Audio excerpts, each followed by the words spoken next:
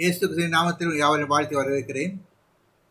நாளும் கூட கர்த்தருடைய சமூகத்திலே இந்த வாரத்தின் கடைசி நாள் வரும்படியாக வந்திருக்கிறோம். நம்மை கூட்டி சேர்த்த அருமை ஆண்டவருக்கு நன்றி செலுத்துவோம். விசேஷமான நாளிலே கூட நம்முடைய வந்திருக்கிறதான சகோதரி ஹேமா அவர்ராஜ் அவர்களை இயேசு நாமத்திலே வாழ்த்தி வரவேற்கிறேன். இந்த நாள் முதற்கொண்டு நாம் அந்த புதிய விதமான ஆராய்ச்சியை நடத்தப் போகிறோம். புறஜாதி அரசர்களின் இறையாண்மை என்பதை குறித்து நாம் பார்க்க போகிறோம். கர்த்தர் தாமே அந்த மழையை எடுத்து பயன்படுத்துவதாக. இந்த வேளை கூட ஆரம்ப ஜெபத்தை சகோதரி மஞ்சாடியன் அவர்கள் ஏறெடுப்பார்கள்.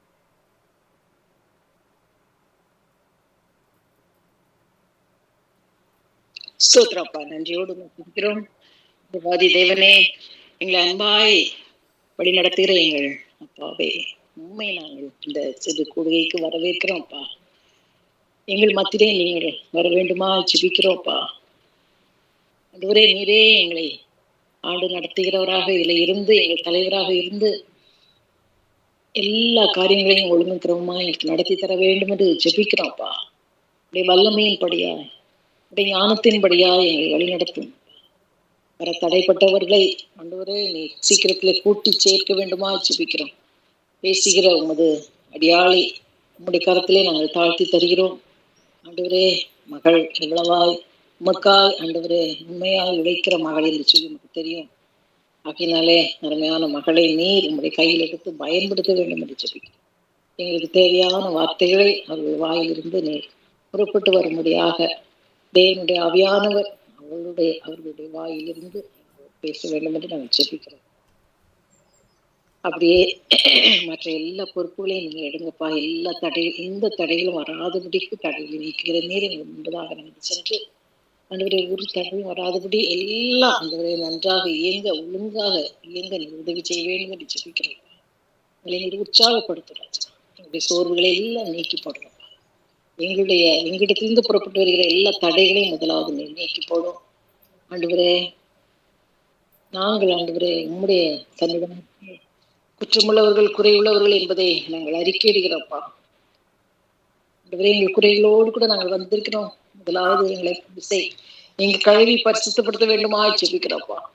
ஆண்டவரே, நாங்கள் பரிசுத்தம் உள்ளவர்கள் அல்ல.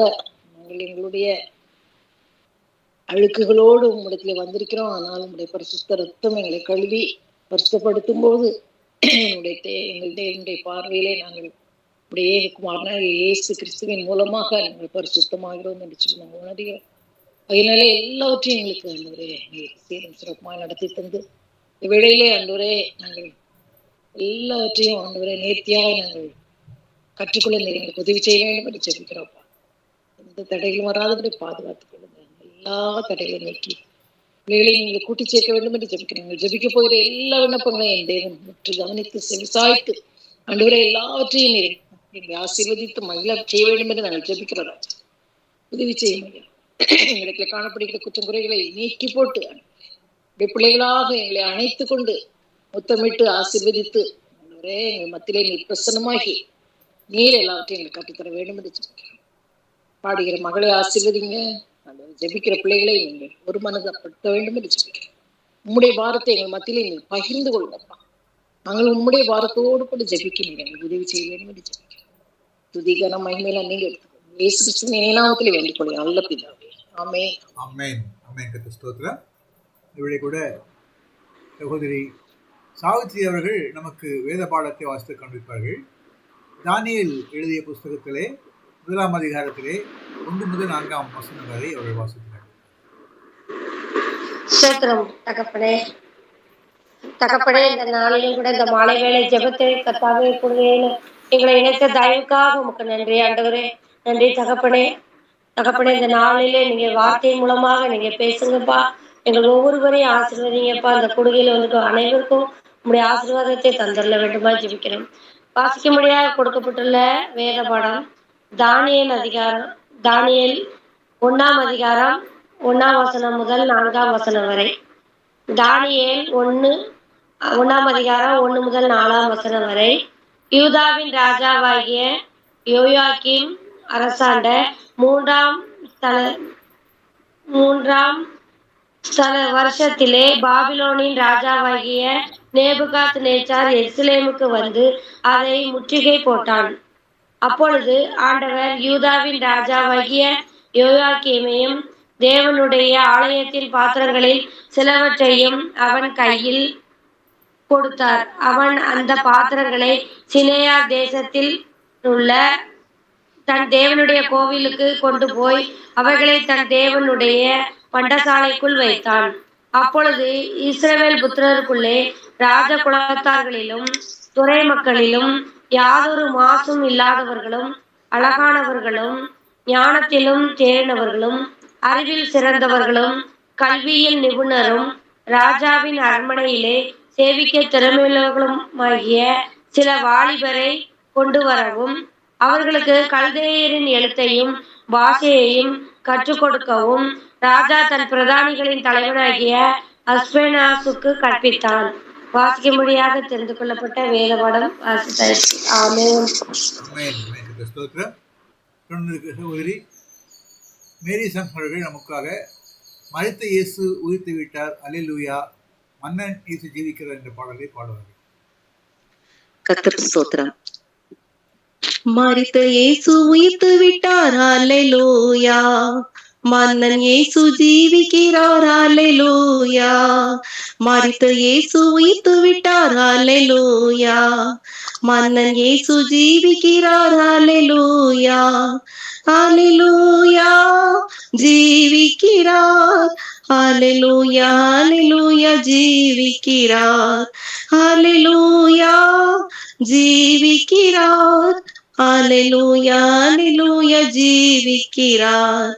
மரணம் அவரை தடுத்து நிறுத்த முடியவில்லையே, கல்லறையோ கட்டி காக்க முடியவில்லையே, மரணம் அவரை தடுத்து நிறுத்த முடியவில்லையே, கல்லறையோ கட்டி காக்க முடியவில்லையே. யூத சிங்கம் கிறிஸ்து ராஜா வெற்றி பெற்றாரே, யூத சிங்கம் கிறிஸ்து ராஜா வெற்றி பெற்றாரே. சோர்ந்து போன மனை நீ துள்ளி பாடிடு, அல்லேலூயா, ஜீவிக்கிறார், அல்லேலூயா, அல்லேலூயா, ஜீவிக்கிறார், அல்லேலூயா, ஜீவிக்கிறார், அல்லேலூயா, அல்லேலூயா, ஜீவிக்கிறார். கண்ணீரோடு மரியாள் போல் அவரை தேடுவோம், கர்த்தர் இயேசு நமக்கு மீண்டு காட்சி தருவார். கண்ணீரோடு மரியாள் போல் அவரை தேடுவோம், கர்த்தர் இயேசு நமக்கு மீண்டு காட்சி தருவார். கனிவோடு பெயர் சொல்லி அழைத்திடுவார், கனிவோடு பெயர் சொல்லி அழைத்திடுவார். கலக்கமின்றி காலமெல்லாம் சாட்சி பகர்வோம், அல்லேலூயா, ஜீவிக்கிறார், அல்லேலூயா, அல்லேலூயா, ஜீவிக்கிறார். எம்மாவூர் சீடரோடு நடந்து சென்றார், இறைவார்த்தை போதித்து ஆறுதல் தந்தார். எம்மாவூர் சீடரோடு நடந்து சென்றார், இறைவார்த்தை போதித்து ஆறுதல் தந்தார். அப்பம் பிட்டு கண்களையே திறந்து வைத்தார், அப்பம் பிட்டு கண்களையே திறந்து வைத்தார். அந்த இயேசு நம்மோடு நடக்கின்றார், அல்லேலூயா, ஜீவிக்கிறார், அல்லேலூயா, அல்லேலூயா, ஜீவிக்கிறார். அஞ்சாதே முதலும் முடிவும் இயேசுதானே, இறந்தாலும் எந்நாளும் வாழ்கின்றவர்.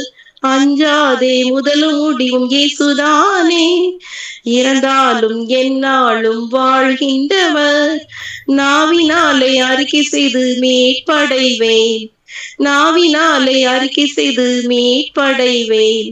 நாள்தோறும் புதுபலனால் நிரம்பிடுவோம், அல்லேலூயா, ஜீவிக்கிறார், அல்லேலூயா, அல்லேலூயா, ஜீவிக்கிறார், அல்லேலூயா, ஜீவிக்கிறார், அல்லேலூயா, அல்லேலூயா, ஜீவிக்கிறார். மரித்த இயேசு உயிர்த்து விட்டார், அல்லேலூயா, மன்னன் இயேசு ஜீவிக்கிறார், அல்லேலூயா, மன்னன் இயேசு ஜீவிக்கிறார், அல்லேலூயா. ஆமென். ஆமென். ஸ்தோத்திரம். இவளை கூட சகோதரி ஹேமா அர்ராஜ் அவர்கள் நமக்கு வந்திருக்கிறார்கள். இயேசு கிறிஸ்துவின் நாமத்திலே ஒரு வாழ்த்தி வரவேற்கிறேன். நாள் கூட அவர்கள் நம்மோடு கூட புறஜாதி அரசர்களின் இறையாண்மை என்ற தலைப்பின் அடிப்படையிலே நெபுகாத்நேசருடைய இறையாண்மை குறித்து நாம் பார்க்க போகிறோம். இது 1ஆம் அதிகாரம், தானியேல் 1ஆம் அதிகாரத்திலிருந்து இந்த வசனங்கள் எழுதப்பட்டிருக்கிறது. வாருங்கள், வந்து பங்கு பெறுங்கள். என்னுடைய நாமத்தை நான் மகிமைப்படுத்தும்படியாக உங்கள் வார்த்தை கேட்கும் காத்திருக்கிறேன். ஹல்லேலூயா. இந்த அருமையான நாளின் சாயங்கால வேளையிலும் கூட இந்த மாதத்திற்கான தலைப்பின்படி புறஜாதி அரசர்களுடைய இறையாண்மையை குறித்து நாம் தியானிக்க இருக்கிறோம். முதலாவது நேபுகாத்நேச்சாருடைய இறையாண்மை. தானியேல் 1ஆம் அதிகாரத்திலிருந்து இந்த காரியத்தை நாம் பார்க்க இருக்கிறோம். நம் கண்களை மூடி ஆண்டவரை நோக்கி பார்ப்போம். எங்களை நேசிக்கிற நல்ல தகப்பனே, இந்த அருமையான சாயங்கால வேளைக்காய் நன்றி செலுத்துகிறோம். உங்க சமூகத்துல நாங்க கூடியிருக்கோம்ப்பா. நீங்க பேசுங்க, நாங்க கேட்கட்டும். நாங்கள் கற்றுக்கொள்ள போகிற இந்த நாளின் பாடத்தை எங்களுக்கு நீங்க விளக்கி கொடுக்கும்படியாய் ஜெபிக்கிறேன். ஆவியான தேவன் இடைப்படுவீராக. உங்க நாமம் மாத்திரம் உயர்த்தப்படட்டும். உமக்கே நாங்கள் கனத்தையும் மகிமையும் செலுத்துகிறோம். இந்த நாளிலும் இந்த தருணத்தை கொடுத்த உங்களுடைய அன்பு பிள்ளைகளை ஆசீர்வதிப்பீராக. கேட்கும்படியாய் கூடியிருக்க ஒவ்வொருவரையும் தேவனுடைய கரம் ஆண்டவரை இணைத்து தகப்பன ஆண்டவரை ஒரு மனதோடு இந்த காரியங்களை கேட்க கிருபை தரும்படியாய் ஜெபிக்கிறேன். துதிகன மகிமை எல்லாவற்றையும் எடுத்துக்கொள்ளும். மீட்பரின் சமூகத்தில் ஜெபம் கேட்டேன் நல்ல பிதாவே, ஆமென். நேபுகாத்நேச்சாருடைய இறையாண்மையை நாம் பார்க்கும் முன்பாக இந்த ஹிஸ்டரி என்ன அப்படிங்கறத நம்ம பார்ப்போமானால் நிச்சயமாகவே அது நமக்கு பிரயோஜனம் உள்ளதாக காணப்படும். இஸ்ரவேல் ஜனங்களுக்கு வாக்குத்தத்தம் பூமியாகிய கானான் தேசத்துக்கு அவங்களுக்கு வாக்களித்து கொடுக்கப்பட்ட அந்த தேசத்திற்கு அவங்க வந்ததும் என்ன செஞ்சுறாங்க? தேவனை மறந்தவர்களாய் அவங்க காணப்படுகிறாங்க. ஏசாயா தீர்க்க ராஜா வேணும்னு கேக்குறாங்க. தேவனுக்கு முதலிடம் கொடாதபடிக்கு அவர்கள் தங்களுடைய சுய இஷ்டத்திற்கு காரியங்களை நடப்பிக்கிறாங்க. அப்ப ஏசாயா, எரேமியா, எசேக்கியேல் தீர்க்கதரிசிகள் மூலமாக அவர்களுக்கு தேவனிடத்திலிருந்து எச்சரிப்பு கடந்து வருகிறது. ஆனால் தேவ ஜனங்கள் மனம் மாறவில்லை. மனம் மாறும்படியாக எச்சரிப்பு வந்த போதும் அவர்கள் அந்த வார்த்தைகளுக்கு என்ன செய்யவில்லை? செவி கொடுக்கவில்லை. கடைசியாக எரேமியா தீர்க்கதரிசி ஒரு மூலமாக கர்த்தர் உரைக்கிறார். பாபிலோனிய ராஜாவாகிய நேபுகாத்நேச்சார் இந்த தேசத்திற்கு விரோதமாகவும் இதன் குடிகளுக்கு விரோதமாகவும் வந்து பாழாக்குவார் என்று எச்சரிக்கிறார். அப்போ இந்த எச்சரிப்பின் சத்தத்தை கேட்டும் ஜனங்கள் என்ன செய்யல? மனம் மாறவில்லை. அவர்கள் இருந்த விதமாகவே இருந்து கொண்டிருந்தார்கள். நம்ம இந்த ஹிஸ்டரியை திரும்ப ஒரு தடவை பார்க்கும்போது சாலமோன் ராஜாவின் காலத்திற்கு பின்பாக இஸ்ரவேல் கோத்திரம் 2 தேசமாக பிரிக்கப்படுகிறது. யூதேயா, பென்யமின் கோத்திரங்கள் யூதேயா என்று அழைக்கப்படுவதாகவும் யூதா பென்யமின் கோத்திரங்கள் யூதேயா என்று அழைக்கப்படும். மற்ற 10 கோத்திரங்களும் எருசலேம் என்றும் அழைக்கப்பட்டது. இந்த கோத்திரங்கள் தனித்தனி ராஜாக்களால் ஆளுகை செய்யப்பட்டது. பாபிலோனிய ராஜாவாகிய நேபுகாத்நேச்சார் 3 முறை படையெடுத்து வருகிறார். இதை நம்ம எதுல பார்க்கிறோம் என்றால், நிறைய இடத்துல வேதாகமத்துல இந்த சம்பவம் குறிக்கப்பட்டு இருக்கிறது. நான் 2 ராஜாக்கள்ல உள்ள ரெஃபரன்ஸ் கொடுக்கிறேன். 2 ராஜாக்கள் 23ஆம் அதிகாரம் 31ஆம் வசனத்திலிருந்து 37ஆம் வசனம் வரைக்கும் 24ஆம் அதிகாரத்திலையும் இந்த பாபிலோனிய ராஜாவுடைய நேபுகாத்நேச்சாருடைய படையெடுப்பும் அவருடைய முற்றுகையும் அதற்கு பின்பாக நடந்த காரியங்களை குறித்து நாம் வாசிக்க முடியும். யோயாக்கீம், இந்த யோயாக்கீம் யார் என்று பார்ப்போமானால் யோசியாவின் குமாரன் எலியாக்கீம். அவரைத்தான் இந்த நேபுகாத்நேச்சார் முற்றுகை போட்டு அந்த எருசலேமை முற்றுகை போட்ட பின்பு இந்த எலியாக்கீமுடைய பெயரை எப்படி மாற்றி விடுகிறார் என்று பார்ப்போமானால் யோயாக்கீம் என்று மாற்றுகிறார். இந்த யோயாக்கீமுடைய காலத்துலதான் நம்ம தானியேல் 1ஆம் அதிகாரம் 1ஆம் வசனத்துல அந்த காரியத்தை பார்க்கிறோம். யோயாக்கீம் காலத்துல நேபுகாத்நேச்சார் என்ன செய்யறாரு? படையெடுத்து செல்கிறார் என்று சொல்லி, அந்த நாட்கள்ல மட்டுமல்ல, அதற்கு பின்பாக 3 முறை அவர் படையெடுத்து செல்கிறத நம்ம பார்க்கிறோம். இந்த நேபுகாத்நேச்சார் படையெடுத்து யோயாக்கீமை என்ன செஞ்சிடறாரு, சிறைப்பிடித்து கொண்டு வருகிறார். அவரோடு கூட ஒரு கூட்ட ஜனங்கள் சிறைப்பிடிக்கப்பட்டு பாபிலோன் தேசத்துக்கு கைதிகளாய் கடந்து வருகிறார்கள். அவர்களில் ஒருவர் யூத புருஷனாகிய யார், தானியேல். அந்த நேரத்துல தானியேலுக்கு ஒரு 14 to 19 வயதுக்குள்ள அப்படி ஒரு வாலிப மகனாதான் அவர் என்ன செய்தார், கைதியாக எருசலேமை விட்டு பாபிலோனுக்கு கடந்து வருகிறார். அவருடைய நண்பர்களும் இந்த கூட்டத்துல இருக்கிறாங்க. இந்த யோயாக்கீம் மரணம் அடைந்த பிறகு அவருடைய குமாரன் யோயாக்கீன் அவர் என்ன செய்யறாரு, அரசாட்சிக்கு வருகிறார். இவர் காலத்துல 2வது முறையாக யார், நேபுகாத்நேச்சார் படையெடுத்து வருகிறார். எருசலேம் தேசத்தை அவர் முற்றுகையிடுகிறார். அந்த நேரத்துல அவர் என்ன செய்யறாரு, ராஜாவையும் அவருடைய தாயையும் அவருடைய பிரபுக்கள், ஊழியக்காரர்கள், பிரதானிகள் எல்லாரையும் என்ன செஞ்சாரு, சிறைப்படுத்துகிறார். அது மாத்திரம் அல்லாதபடிக்கு கர்த்தருடைய ஆலயத்தில் உள்ள சகல பொக்கிஷங்கள் எல்லா பனிமூட்டுகள், சாலமோன் ராஜாவினால் நேர்த்தியாய் செய்யப்பட்ட பனிமூட்டுகள் எல்லாவற்றையும் அவர் என்ன செய்கிறார், அவருடைய தேசத்திற்கு எடுத்து செல்கிறத நம்ம பார்க்கிறோம். ஆனா இந்த ராஜா என்ன செய்தார்னா, ஏழைகளை அப்படியே விட்டு விட்டார். 7000 பராக்கிரமசாலிகள், பொன் பனிமூட்டுகள், பலசாலிகள், தச்சர்கள், கொல்லர்கள், இவர்களை என்ன செய்யறார், தன்னுடைய தேசத்திற்கு எடுத்து செல்கிறார். ஆனா ஏழை ஜனங்களை அப்படியே விட்டு செல்கிறார். அடுத்து இந்த நேபுகாத்நேச்சார் யோயாக்கீனுக்கு பதிலாக யோயாக்கீனை ராஜாவை பிடிச்சிட்டு போயாச்சு. ஆகவே என்ன செய்கிறார், மத்தனியாங்கிற அவருடைய சித்தப்பாவை அந்த இடத்துக்கு ஆளுகை செய்யும்படியாக இவர் அப்பாயிண்ட் பண்றாரு. ஆனா இவருக்கு ஒரு நேச்சர் உண்டு, பேரெல்லாம் மாற்றுறது. இந்த மதனியாவுக்கு அவர் என்ன செஞ்சிடறாருன்னா, ஒரு பேர் மாற்றுகிறார், சிதேக்கியா அப்படின்னு சொல்லி பேர் மாற்றி அவரை எருசலேம்ல விட்டுட்டு செல்றார். அந்த மதனியா ஆளுகை செய்கிற நாட்கள்லயும் கூட திரும்பவும் நேபுகாத்நேச்சார் 3வது முறையாக என்ன பண்ணுகிறார், எருசலேமுக்கு விரோதமாக அதை முற்றுகை போடுகிறார். 11 ஆண்டுகளுக்கு மேலாக முற்றுகை போட்டு அந்த எருசலேமை முழுவதும் அக்கினியினால் சுட்டெரித்து போடுகிறார். இப்படி பாபிலோன் ராஜாவாகிய நேபுகாத்நேச்சார் எருசலேமினுடைய அத்தனை வளங்களையும் தன்னுடைய தேசத்திற்கு எடுத்து செல்கிறார். எரேமியா தீர்க்கதரிசியினால் உரைக்கப்பட்ட அந்த தீர்க்க தரிசனம், எரேமியா 25ஆம் அதிகாரம் 8ஆம் வசனத்திலிருந்து 13ஆம் வசனத்தின் வரைக்கும் சொல்லப்பட்டபடி நேபுகாத்நேச்சாரால் எருசலேம் நகரம் முழுவதும் அழிக்கப்பட்டு விட்டது. இந்த நேரத்துலதான் நம்ம இந்த நேபுகாத்நேச்சார் யார், அவருடைய ஆளுகை எப்படி அப்படிங்கிறத நம்ம இந்த நாளுடைய தியானத்திற்கு கடந்து வர போகிறோம். இந்த நேபுகாத்நேச்சாருடைய இறையாண்மை, இவருடைய நேச்சர் என்ன அப்படின்னு பார்ப்போமானால், இவர் எங்கு படையெடுத்து சென்றாலும் அவர் சும்மா வர மாட்டார். அந்த இடத்துல உள்ள சிறந்ததை தனக்கென்று எடுத்து வைத்துக் கொள்ளுவார். அப்படிதான் அவர் என்ன செய்யறாரு,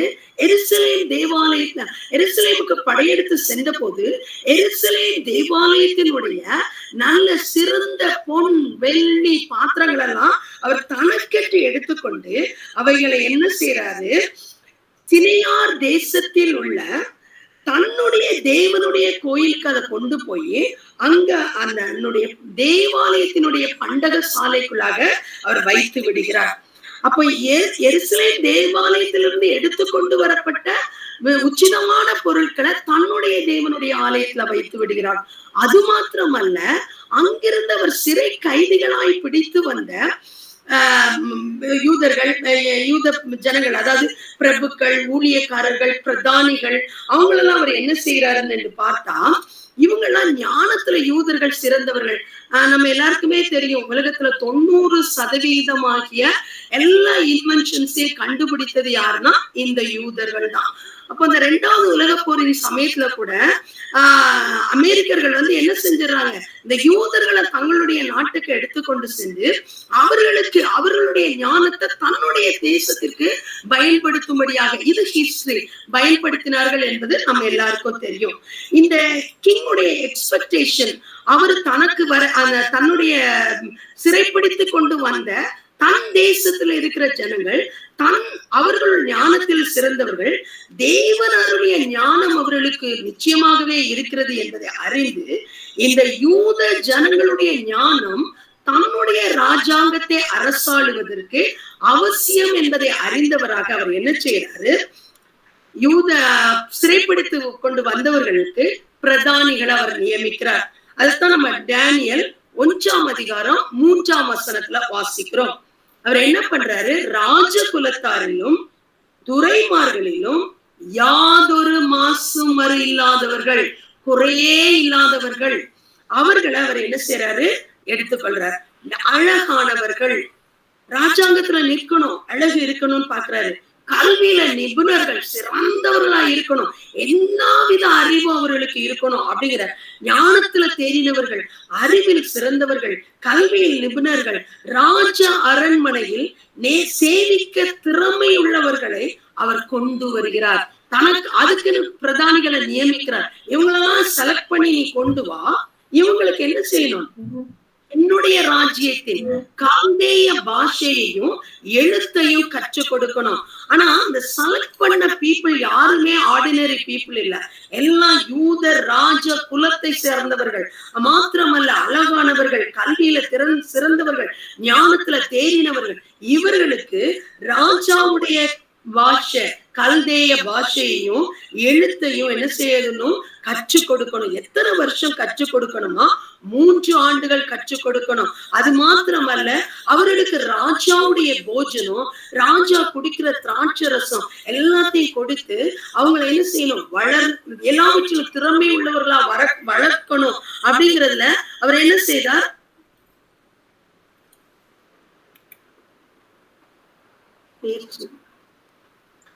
திறமை உள்ளவர்களா மாற்றணும்னு சொல்லி அவர் இவர்களுக்கு தேவ ஞானத்திற்கு அடுத்த காரியங்களாகிய தன் தேசத்து காரியங்களை கற்றுக் கொடுக்க அவர் பிரயாசப்படுகிறார். அப்போ தானியேலுக்கும் அவனுடைய ஃப்ரெண்ட்ஸுக்கும் என்ன செய்யறாங்க, கல்தேய பாஷைகள் கற்றுக் கொடுக்கப்படுகிறது, அந்த எழுத்துக்கள் கற்றுக் கொடுக்கப்படுகிறது. அது மாத்திரம் இல்லாதபடிக்கு 3 ஆண்டுகள் சிறப்பான ராஜ உணவு அவர்களுக்கு கொடுக்கப்படுகிறது.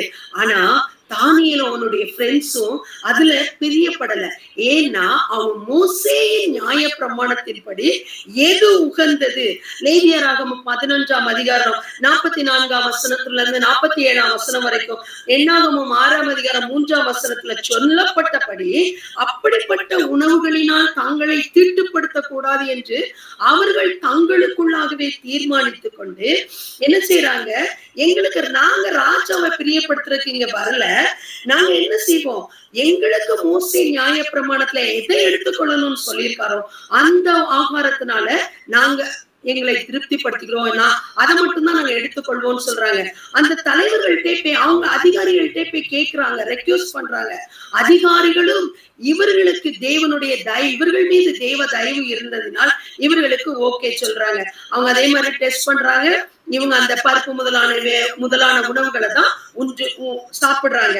அதுக்கப்புறம் இன்னைக்கு கூட தேசத்துல எப்படிப்பட்ட சட்ட திட்டங்கள் மாறினாலும் கூட அது இல்லாதபடிக்கு தேசத்துல சரியான சூழ்நிலைகள் இல்லாத காணப்பட்டாலும் கூட நாமும் தானியேலை போல அவனுடைய நண்பர்களை போல தேவனுக்கென்று வைராக்கியமாய் இருப்போமானால் இந்த தேசத்தை கர்த்தருக்கென்று ஆதாயப்படுத்த முடியும். இந்த காரியத்தை நம்ம இதன் மூலமா அறிந்து கொள்ள முடிகிறது. நாம் தான் தானியேலை போல தனக்குள்ளாக தீர்மானித்துக் கொண்டு அவர் வழியில நடக்கிற நாம் தேவனுடைய ராஜ்யத்துக்கு மிகவும் தேவையானவர்கள். அடுத்தபடியாக இந்த ராஜா இன்னொரு காரியம் என்ன செய்யறாருன்னா, இவருக்கு ஒரு நேச்சர் உண்டு, யாருக்கானாலும் நேமம் மாத்துகிற ஒரு காரியம் உண்டு. அதே போல விதமா இவர் என்ன செய்யறாருன்னா, அதுல அவருடைய இறையாண்மை, கண்டிப்பா அவருடைய ஆளுகையே நம்ம இங்க பார்க்க முடிகிறது. பெயர்களை மாற்றுவதுல இவர் ரொம்ப வல்லமை உள்ளவர். அது மாத்திரம் இல்லாதபடிக்கு நம்மளே எப்படி பெயர்கள்லாம் வைப்பாங்க, வேதத்துல உள்ள ஒரு பெயரை வைத்தோம்னா இந்த கேரக்டர் படி இருப்பா, அந்த நேச்சர்ல தான் இது பண்ணுவாங்க. மோசே கூட ஆண்டவரை பார்த்து கேட்கிறாரு, உங்க நாமம் என்ன அப்படின்னு கேட்கும் போது நான் இருக்கிறவராகவே இருக்கிறேன் என்று சொல்லுகிறார். ஏன்னா அந்த இருக்கிறவராக இருக்கிறவர் அதிசயங்களை செய்கிறவர், அற்புதங்களை செய்கிறவர், செங்கடலை பிளக்கிறவர். அப்படி அந்த தன்மையுடையது. அதே போல பெயர்கள் மிகவும் முக்கியமானது. அந்த பெயருக்கேற்ற பண்புகள் ஒவ்வொருவருடைய வாழ்க்கையிலும் வெளிப்படக்கூடிய காரியத்தை நம்ம பார்க்கிறோம். இந்த தானியேல் என்பதற்கு என்ன பெயர் என்று அர்த்தம் என்று பார்ப்போமானால், தேவன் எனது நீதிபதி என்ற அர்த்தம். அதனாலதான் அந்த தானியேல் அந்த இடத்திலையும் எப்படி எனக்கு தேவன் என்ன செய்வார், நியாயம் செய்வார் அப்படின்னு சொல்லி ஒரு வைராக்கியத்தோட அவர் காணப்படுகிறத நம்ம பார்க்கிறோம். அடுத்து தானியேலுக்கும் அவருடைய நண்பர்களுக்கு எப்படி எல்லாம் பேர் வச்சாங்கன்னா, அந்த பாபிலோனிய தேவர்களுடைய நாமத்தை சூட்டினார்கள் அப்படின்னு நம்ம பார்க்கிறோம். தானியேலுக்கு பெல்தெஷாத்சார், அனனியாவுக்கு சாத்ராக், அடுத்து மிஷாவேலுக்கு மேஷாக், அனனியாவுக்கு ஆபேத்நேகோ அப்படின்னு சொல்லி அவர்களுடைய பாபிலோனிய நாமங்களை தரிக்கும் போது பாபிலோனிய உணவு அவர்களுக்கு கொடுக்கப்படுகிறது, பாபிலோனிய எழுத்துக்கள் அவர்களுக்கு கற்பிக்கப்படுகிறது. ஆகவே இவர்கள் பெயர் மாற்றப்படும் போது இவர்களும் ஒரு பாபிலோனியானாகவே மாறிவிடுவார்கள் அப்படிங்கிறது அவருடைய எண்ணமாக காணப்பட்டது. ஃபைனலா இந்த நேபுகாத்நேச்சார் என்ன பண்ணாரு அப்படின்னு நம்ம பார்ப்போமானால், இந்த வாலிபர்களுக்குள்ள ஒரு டெஸ்ட் வச்சு, ஏன்னா அவருடைய நோக்கமே யூதர்களுக்கு நல்ல ஞானம் உண்டு, இவர்கள் ஞானத்தில் தேவனுடைய ஞானம் இவர்களுக்கு உண்டு.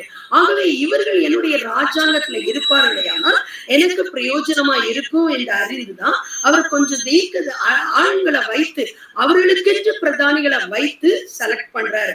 அந்த நேரத்துல அவர் என்ன செய்யறாருன்னா, தானியேலும் அவன் ஃப்ரெண்ட்ஸும் அந்த 3 ஆண்டுகள் முடித்த பிறகு ராஜாவுக்கு முன்பாக அழைத்து வரப்படுகிறார்கள். அப்போ இவர் என்ன செய்யறாரு, அவர்களோடு கூட பேசுகிறார். பேசும்போது இவர்களை போல வேற யாரும் இல்ல அப்படிங்கிறத ராஜா அறிந்து கொள்கிறார். ஞானத்திற்கும் புத்திக்கும் அடுத்த காரியங்கள்ல தானியேலும் அவனுடைய ஃப்ரெண்ட்ஸும் 10 மடங்கு சமர்த்தராக இருப்பதை ராஜா கண்டு கொள்கிறார். ஒரு புறஜாதி ராஜா யூதர்களுக்குள்ளாக இருக்கிற தேவனுடைய ஞானத்தை கண்டு அவர்களை என்ன செய்யறார், ராஜாங்கத்துல உயர் பதவிகளை ஆளுமையை கொடுத்து அவர்களை நடத்துகிற காரியங்களை நாம் பார்க்கிறோம். இன்னைக்கும் கூட நம்முடைய தேசத்துல ஆளுகை செய்கிறவர்களை நாம் எலக்ட் பண்ணும்படியாக ராஜா தேர்ந்தெடுத்தார். தனக்கு உள்ள ராஜ்யத்தை ஆளுகை செய்வதற்கு ஒரு புறஜாதி ராஜா எப்படிப்பட்ட குவாலிபிகேஷன்ஸ் இருக்கணும், அவங்கள்ட்ட மாசு இருக்கக்கூடாது, அடுத்தவங்க அவங்க ஞானத்துல திறமை உள்ளவர்களா இருக்கணும், அறிவுல சிறந்து இருக்கணும், கல்வியில நிபுணர்களா இருக்கணும். அப்படிலாம் குவாலிபிகேஷன் வச்சு அவர் என்ன செஞ்சாரு, தன் தேசத்துல பணி செய்கிறவர்களை தெரிந்தெடுத்தார்.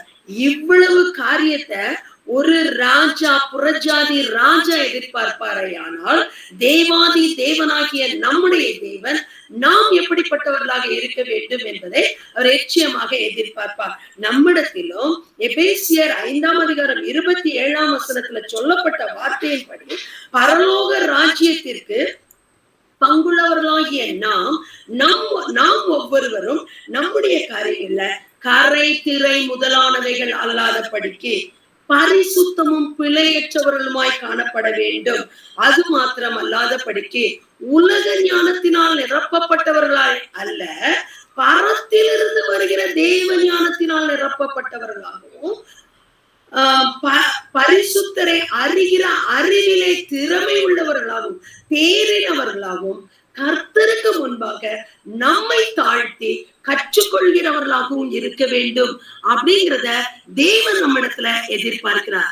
இந்த நாள்ல இதை கேட்ட தெய்வ ஜனமாகிய நாம் ஒவ்வொருவரும் நாம் தேவனிடத்துல சொல்லுவோம், ஏசப்பா உங்க பிள்ளையாகிய நான் உங்களுக்கு பிரியமான ஒரு உலக ராஜா, அவன் தன்னுடைய ராஜ்யத்துல பணிபுரிகிறவனை இப்படி எடுக்கிறாங்க, நாங்க உங்க ராஜ்யத்துல பணிபுரியும்படியாக எங்களை உமக்கென்று நாங்க ஒப்பு கொடுத்திருக்கிறோம் அப்பா, நாங்க உமக்கு முன்பாக உண்மை உள்ளவர்களாக நம்மை உண்மை உள்ளவர்கள் என்று எண்ணிதான் இந்த ஊழியத்தை நமக்கு கொடுத்திருக்கிறார். அப்ப நம் தேவன் நம்மை எப்படி எண்ணி இருக்கிறாரோ அதற்கு பாத்திரவான்களாகவும் பங்குள்ளவர்களாகவும் காணப்படும்படியாக நாம் இன்றைக்கு தேவனிடத்துல அந்த கிருபையை நம்ம கேட்போம். ஒரு ராஜாக்குள்ள குணம், நேச்சர் அப்படி இருக்குமான நம்முடைய பரம ராஜா நம்ம நம்பி அவர் நமக்காக தம்முடைய ஜீவனையே கொடுத்து நம்மை மீட்டெடுத்தாரு.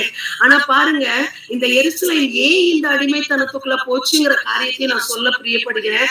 490 ஆண்டுகள், இந்த 490 ஆண்டுகள்ல எருசலேம் இஸ்ரவேலருக்கு கொடுக்கப்பட்ட ஒரு கட்டளை, 6 ஆண்டுகள் அவங்க என்ன செய்யணும், அவங்க தங்களுடைய நிலத்துல பயிரிடணும். 7வது ஆண்டுல ஆண்டவர் எல்லாத்தையும் ரெட்டிப்பா அவங்களுக்கு கொடுத்துருவாங்க. ஆனா 7வது ஆண்டுல அவங்க என்ன செய்யக்கூடாது, பயிரிடக்கூடாது, அந்த நிலத்தை வெறுநிலமாக போடணும். அது தேவனுடைய கட்டளை. ஆனா இந்த இஸ்ரவேல் ஜனங்கள் அந்த காரியத்தை செய்யாததின் நிமித்தமாக 70 ஆண்டுகள் 490 வருடங்கள் கீழ்ப்படியாமையை கடந்து சென்றபடினால் 70 ஆண்டுகள் 490 divided by 7 is equal to 70. அந்த 70 ஆண்டுகளும் அவங்க எப்படிப்பட்டவர்களா இருந்தாங்க, பாபிலோனிய தேசத்துல அடிமைகளாக காணப்பட்டார்கள். அந்த ஜனம் பாபிலோனியர்களாகவே மாறிட்டாங்க. ஆனா இந்த ராஜ குலத்தை சார்ந்த தானியேலும் அவனுடைய நண்பர்களும் நிச்சயமாகவே வேறு பிரிக்கப்பட்ட வாழ்க்கை, பாபிலோனிலும் தேவனுக்கு பிரியமான ஒரு வாழ்க்கையை வாழ்ந்தார்கள். ஆகவே நம்மிடத்தில் இன்று தேவன் எதிர்பார்ப்பது, நம்ம இந்த உலகத்தில் உலகத்தாரோடு கூட வாழ்ந்தாலும் ஒரு வேறு பிரிக்கப்பட்ட வாழ்க்கை வாழ வேண்டும் என்பது நம்மை குறித்து தேவனுடைய திட்டமாய் இருக்கிறது. அதற்கு நாம் நம்மை ஒப்பு கொடுக்கும் போது நிச்சயமாகவே நம்முடைய வாழ்க்கையின் மூலமாக தேவனுடைய நாமம் மகிமைப்படும். அது மாத்திரம் அல்லாதபடிக்கு நம்ம பார்க்கிறோம்ல, அவர் தானியேல் ஜெபிக்கிற அத்தனை காரியங்களுக்கும் ஜெயம் கிடைத்தது. இந்த நாட்கள்ல எலெக்ஷன்ல நம்முடைய லீடர்ஸை தெரிந்தெடுக்கிறதுக்கு நம்ம என்ன செய்யறோம், ஜெபித்து கொண்டு இருக்கிறோம். உண்மையாக பழுதற்றவர்களாய் மாசு மறுச்சவர்களாய் தேவனுடைய சமூகத்துல காத்திருந்து ஜெபிக்கும் போது கர்த்தர் நிச்சயமா மாற்றங்களை கொண்டு வந்து தேசங்களை உண்மை உள்ளவர்களை கொண்டு, கர்த்தருக்கு பயந்தவர்களை கொண்டு, மக்களுடைய நலனுக்காக ஜீவிக்கிறவர்களை கொண்டு ஆளுகை செய்ய வைப்பார். அப்படிப்பட்ட கிருபையை தேவன் நம்ம ஒவ்வொருவருக்கும் நம்முடைய தேசத்தை ஆளுகிறவர்களுக்கும் கொடுப்பாராக. ஜெபிப்போம். நல்ல தகப்பனே, இந்த அருமையான நாளின் சாயங்கால வேளையில ஆண்டவரே, ஒரு பிரஜாதி மனிதனாகிய ஆண்டவரே, பிரஜாதி ராஜாவாகிய நேபுகாத்நேச்சாருடைய குணநலங்களை நாங்க கேட்டு தெரிந்து கொண்டோம். ஆண்டவரே, ஒரு பெரிய ஹிஸ்டரி இருந்ததப்பா. அந்த பெரிய ஹிஸ்டரிக்கு முன்பாக தகப்பனே, இஸ்ரவேல் ஜனங்களுடைய அந்த அடிமைத்தனத்திற்கு காரணமான அந்த கீழ்ப்படியாமை இந்த நாளில் செய்தியை கேட்ட எங்க யாருக்குள்ளேயும் இருக்கக்கூடாது தகப்பனே. நாங்கள் உமக்கு கீழ்ப்படிந்து உம்முடைய சமூகத்துல கற்றுக்கொண்டு தகப்பனே, நீர் எங்களுக்கு வெளிப்படுத்துகிற வெளிச்சத்துல நாங்கள் நடக்க எங்களை ஒவ்வொருவருக்கும் கிருபை தாங்க. ஆண்டவரே, அன்றைக்கு ஆண்டவரே அந்த பாபிலோன் நகரத்துல இருக்கிற எருசலேம் மக்களை பார்த்து நீங்க சொன்னீங்க, நீங்க உங்களுக்காக அழுது, நீங்க உபவாசித்து ஜெபித்து நீங்க என்ன செய்யுங்க, மனம் திரும்புங்க. ஏற்கனவே எங்களுக்காக ஒரு மீட்பர் அனுப்பப்பட்டு விட்டார் ஆண்டவரே. மீண்டும் மீண்டுமாக தகப்பனே, நாங்கள் ஆண்டவரே அதை அறியாதவர்களாக எங்க இஷ்டத்திற்கு நாங்கள் வாழ்ந்து கொண்டிருப்போம். ஆனால் ஆண்டவரே, இனி எங்களுக்கு ஒரு மீட்பர் இல்லை ஆண்டவரே. ஆகவே அந்த எச்சரிப்போடு கூட தகப்பனே ஆண்டவரே, மீட்பின் நிச்சயத்தை பெற்றவர்களாக உமக்கென்று வைராக்கியமாக வாழ்கிறவர்களாய் காணப்பட, தேசத்திற்கு ஆண்டவரே பிரயோஜனம் உள்ளவர்களாய் காணப்பட, எப்படி தானியேல் பாபிலோன் அந்த அந்நிய தேசத்துல தகப்பனே தான் முன்பு செய்து வந்தபடியே செய்தாரோ அதே போல தவிர எப்படிப்பட்ட சட்ட திட்டங்கள் இருந்தாலும் தேவனுக்கு பயந்தவர்களாக உண்மை உள்ளவர்களாக நீங்க எங்களுக்கு ஆண்டவரே எங்களை நம்பி கொடுத்த ஊழியத்தை உண்மையாய் செய்ய தேவனாகிய கர்த்தர்கள் ஒவ்வொருவருக்கும் கிருபை தருவீராக. அந்த நாளிலும் கூட செய்தி கேட்ட எங்க ஒவ்வொருவருக்கும் தகப்பனே, நீங்க வெளிப்படுத்தின காரியங்களுக்காக உமக்கு நன்றி செலுத்துகிறோம். நாங்கள் கீழ்ப்படிந்து உம்முடைய சமூகத்திலிருந்து கற்றுக்கொள்ள எங்களுக்கு கிருபை தாங்க தகப்பனே. எங்களை நாங்க முற்றிலுமாய் தாழ்த்தி ஒப்பு கொடுக்கிறோம். இதை பொறுப்படுத்தி செய்கிற உங்களுடைய பிள்ளைகளை ஆசீர்வதித்து பெருக பண்ணுங்க. பங்கு பெறுகிற ஒவ்வொருவருக்கும் உங்களுடைய கிருபை அதிகமாய் உண்டாகட்டும். இயேசு கிறிஸ்துவின் அதிகாரம் உள்ள நாமத்தில் ஜெபித்து ஜெயமெடுக்கிறோம் நல்ல பிதாவே. ஆமென், ஆமென், ஆமென். அமேன், அமேன். கர்த்தர் ஸ்தோத்திரம். அருமையானது செய்தி. விசேஷமாக இந்த முதலாம் இறையாண்மை குறித்து நாம் பார்க்கிறதான இந்த காரியத்திலே நம்மளோட கூட தெளிவாக அந்த 2 பேலன்ஸ்டாகவே, ஒரு பக்கத்தில் தேவனுடைய பிள்ளைகளுக்கு இப்படி நடத்தப்படுகிறது, யார் தெரிந்து கொள்ளப்படுகிறார்கள், எப்படி அவர்கள் ஆயத்தமாயிருக்கிறார்கள், எப்படி அவர்கள் கர்த்தருடைய நாமத்தை தூஷிக்காமல் நடந்து கொண்டார்கள் என்பதை தெளிவாக சொன்னார்கள். அதோடு கூட மத்தியிலே அந்த நேபுகாத்நேச்சர் ராஜாவுடைய பல தன்மைகளை அவர் நன்றாக வெளிப்படுத்தினார்கள். எவ்வளவு கொடூரமான மனிதனாக இருந்தான் என்று அதே நிலையிலே அவன் அந்த நாட்டில் இருக்கிற மக்கள் யாரை பயன்படுத்தலாம், யூஸ்ஃபுல் என்று சொல்லி தேர்ந்தெடுக்கும் மகனாக இருந்ததை பார்க்குறோம். அந்த ரிஃப்ளெக்ஷனை வந்து இந்த காலத்தில் கூட நம்முடைய எலெக்ஷனில் நம்ம தேர்ந்தெடுக்க வேண்டியிருக்கும். நம்ம தேர்ந்தெடுக்கும் மக்கள் கூட வந்து நமக்கு யூஸ்ஃபுல்லாக, நாட்டுக்கு யூஸ்ஃபுல்லாக இருக்கும்படியாக நாம் தேர்ந்தெடுக்க வேண்டும். அப்படியாக நம்ம ஒரு டிட்டர்மினேஷன் எடுக்கும்படியாகவே நமக்கு இது ஒரு பாடமாக அமைந்திருக்கிறது. கர்த்தருக்கு ஸ்தோத்திரம். இந்த அருமையான செய்தி கொடுத்த மகளை இயேசு கிறிஸ்து நாமத்திலே நன்றி செலுத்துகிறேன். அவர் கர்த்தர் ஆசீர்வதிப்பார், ஊழியர் ஆசீர்வதிப்பாராக. தொடர்ந்து வெளிப்பட நம்ம டாக்டர் தேவதாஸ் இருக்கீங்களா? நீங்கள் முடிவு ஜெபம் பண்ணுங்களேன். எங்களை நேசிக்க நல்ல தகப்பனே, கிருபையாக நீர் தந்திருந்த ஜப ஐக்கிய வேலைக்காக நமக்கு நன்றி செலுத்துகிறோம். ஒரு குடும்பத்தின் பிள்ளைகளாக ஆண்டவருடைய பாதத்தில் நாங்கள் காத்திருந்து ஆண்டவருடைய சத்திய வசனங்களை நாங்கள் கேட்கவும் ஆண்டவரை கற்றுக்கொள்ளவும் தேவரே எங்களை கிருபை பாராட்டின கிருபைகளுக்காக நமக்கு நன்றி செலுத்துகிறோம். ஆண்டவரை கேட்ட செய்திக்காக நமக்கு நன்றி செலுத்துகிறோம். தகப்பனே, ஆண்டவரே செய்தியை தந்த சகோதரியை நீர் மேலும் ஆசீர்வதிக்க வேண்டுமா ஜெபிக்கிறோம். அவர்களுடைய ஊழியத்தின் பாதைகளை இன்னும் ஆண்டவரே நீர் ஆசீர்வதிக்க வேண்டுமாறு மட்டும் மண்டாடுகிற தகப்பனே, இன்னும் அநேக ஆத்மாக்களை ஆண்டவர் அண்டையில வழி நடத்தத்தக்கான கிருபைகளை அவருக்கு தர வேண்டுமாறு மட்டும் மண்டாடுகிறோம். அதே போல எங்களுடைய ஜபத்தில் ஏறெடுக்கப்பட்ட விண்ணப்பங்கள் ஒவ்வொன்றுக்காக நாங்கள் நமக்கு நன்றி செலுத்துகிற தகப்பனே. ஆண்டவரே, எங்களுடைய ஜபக்குழுல அநேகமான ஜப விண்ணப்பங்களுக்கு ஆண்டவரே நாங்கள் பதில் உங்க கரத்திலிருந்து பெற்றிருக்கிறோம். அதற்காக நமக்கு நன்றி செலுத்துகிறோம். ஸ்தோத்திரங்களை ஏறெடுக்கிறோம். ஆண்டவரே, இன்றைக்கு ஏறெடுத்த ஜப குறிப்புகளுக்காக கூட ஆண்டவரே இடத்தில் பாரப்பட்டு நிற்கிறோம். அதற்கான பதில்களை நாங்கள் விசேஷமாக உங்கள் கரத்தில் பெற்றுக்கொள்ள தேவரை கிருபை பாராட்டும். ஆண்டவரே, அதே போல எங்க ஜபத்துல இந்த தினத்துல பங்கு கொண்ட ஒவ்வொரு ஜப பங்காளர்களோடக்காக வருகிறோம் தகப்பனே. அவர்களுடைய குடும்பத்திற்காக நாங்கள் பாரப்பட்டு ஜபிக்கிறோம்.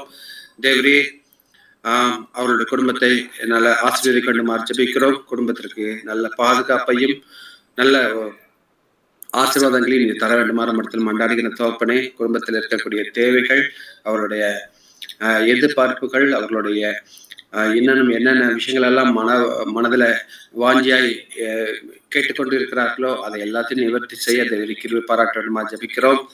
தேவரி, குடும்பத்தில் இருக்கக்கூடிய தொழில் வளங்களை நீங்கள் ஆசீர்வதிக்க வேண்டுமா ஜபிக்கிறோம்.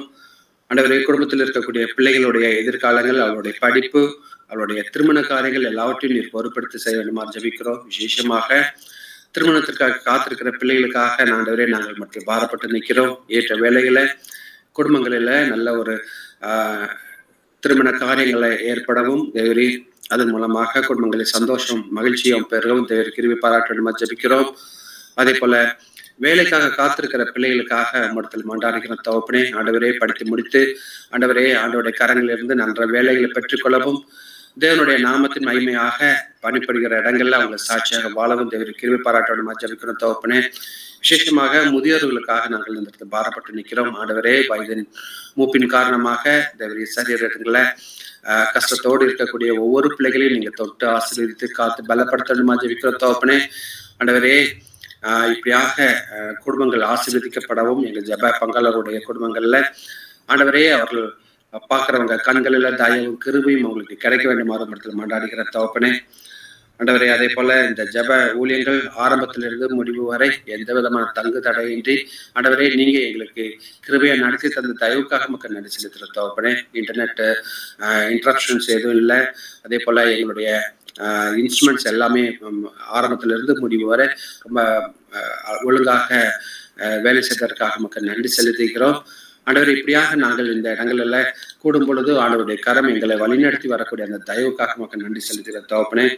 ஆண்டவரே, இந்த ஊழியத்தின் பாதைகள் இன்னும் நாங்கள் விருத்தி அடைய வேண்டும் சொல்லி வாஞ்சிக்கிறோம். அநேக பேர் வந்து இதை கலந்து கொள்ளணும்னு சொல்லி வாஞ்சிக்கிறோம். தேவரே, நீங்க யார் யாருக்கெல்லாம் இந்த மாதிரி ஜப அந்த ஐக்கியங்கள் தேவைப்படுதுன்னு சொல்லி நினைக்கிறாங்களோ அவங்களெல்லாம் நீர் இடைப்பட்டு இதுல கொண்டு வந்து இந்த ஐக்கியங்களை இணைக்க வேண்டுமாறு மருத்துவ மண்டாடுகிற தகப்பனே. ஆண்டவரே, விசேஷமாக இந்த ஜப ஒலித்த முன்னிலை நடத்தி கொண்டிருக்கக்கூடிய எங்களுடைய அருமையான டேனியல் சாருக்காகவும் வனஜா மேடத்துக்காக மக்கள் நன்றி செலுத்துகிறோம். தேவரீர் அவர்கள் செய்யக்கூடிய இந்த ஊழியர்களை ஆண்டவரே அவங்க கூட இருந்து அவர்களுக்கு நல்ல ஒத்தாசனையாகவும் நல்ல ஆலோசனை தந்து நீங்கள் வழி நடத்த வேண்டுமா ஜபிக்கிறோம். அவர்களுடைய சரீர பலவீனங்களிலிருந்து அவங்களுக்கு முற்றிலும் நல்ல ஒரு விடுதலை தந்து அவர்களை இன்னும் உற்சாகமாக இந்த ஊழியங்களில் நீங்கள் எடுத்து பயன்படுத்த வேண்டுமா ஜபிக்கிறோம் தகப்பனே. இப்படியாக அவர்கள் மூலமாக பல பேருக்கு ஆசீர்வாதமான ஒரு பாத்திரமாக அவர்களை நீங்க எடுத்து வரக்கூடிய அந்த தயவுக்காக மக்கள் நன்றி செலுத்துகிறோம். இன்னும் அவங்களை பலப்படுத்துங்க, ஆசீர்வதிங்க.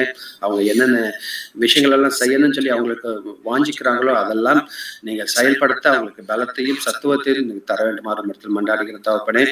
இந்த ஊழியங்கள்ல ஆண்டவரே உங்களுடைய நாமத்தின் மகிமைக்காக நடைபெற்று வருகிறது. இவ்வளவு காலமாக நாங்கள் கிட்டத்தட்ட 690 நாட்களுக்கு மேலாக நாங்கள் இந்த ஊழியங்களை உமது தயவுனால நாங்கள் நடைபெற்று வருகிறத நாங்கள் அறித்து உமக்கு நன்றிகளையும் ஸ்தோத்திரங்களையும் நாங்கள் ஏறெடுக்கிறோம். இன்னும் கூட தகப்பனே, இதுல அநேக பேர் கலந்து கொண்டு உமது நாமத்தின் மகிமைக்காக இந்த ஊழியங்கள் சிறப்படைய தேவரை கிருபை பாராட்டுங்க. இந்த நேரத்துல நாங்கள் நாளை எங்களுடைய இளைப்பாறுதல் செல்கிறோம்.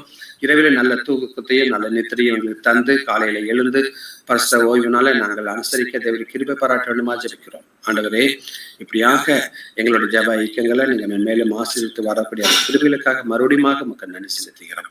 துதிக்கான மகிமையெல்லாம் உமக்கு செலுத்துகிறோம். இயேசு மூலம் ஜெபிக்கிறோம் ஜீவனுள்ள நல்ல தந்தையே, ஆமென். கர்த்தராகிய இயேசு கிருபையும் தேவனுடைய அன்பும் பரிசுத்தாவியுடைய ஐக்கியமும் இன்றும் என்றுமாக நம்மளோடு இருப்பதாக. ஆமென். ஆமென். கிறிஸ்டி பாடுறேம்மா. துதி கனமாகிமையுமக்கே ஓ எல்லாமுமே, ஓ எல்லாமுமே. துதி கனமாகிமையுமக்கே ஓ நீரே ராஜாவே.